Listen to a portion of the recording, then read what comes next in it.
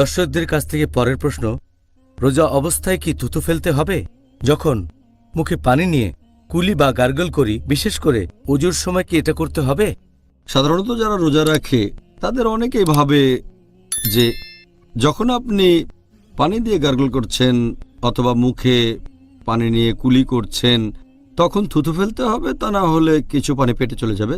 তবে সঠিক নিয়মটা হচ্ছে, বেশিরভাগ বিশেষজ্ঞ একমত যে আপনি যখন গার্গল করছেন অথবা কুলি করছেন তখন থুতু ফেলার কোনো দরকার নেই, কোনো প্রয়োজন নেই।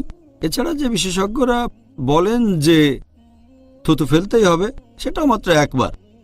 তবে কিছু লোক অনেকবার থুতু ফেলে, আবার অনেকে কাপড় নিয়ে মুখ মুছতে থাকে যে গার্গল করার পরে তারা ভাবে পানিটা পেটে চলে যেতে পারে, যেটা একেবারে অসম্ভব ব্যাপার।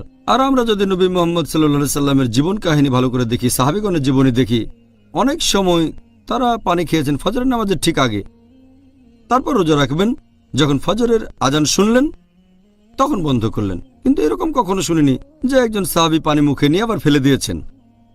যদি গার্গল করার সময় থুতু ফেলেন, মানুষজন রোজা শুরু করার আগেই যে গার্গল করে সাহরির শেষ সময় যখন আজান শোনেন, নিশ্চয়ই কোনো হাদিসে কথা বলতো যে সাহাবীগণ থুতু ফেলতেন, তারা খেয়াল রাখতেন পানি যেন গলায় না যায়, এমন হাদিস দেখেনি। আর অজু করার সময় যদি গার্গল করেন অথবা পানি দিয়ে মুখ পরিষ্কার করেন, পানিটা ফেলে দেন ব্যাস।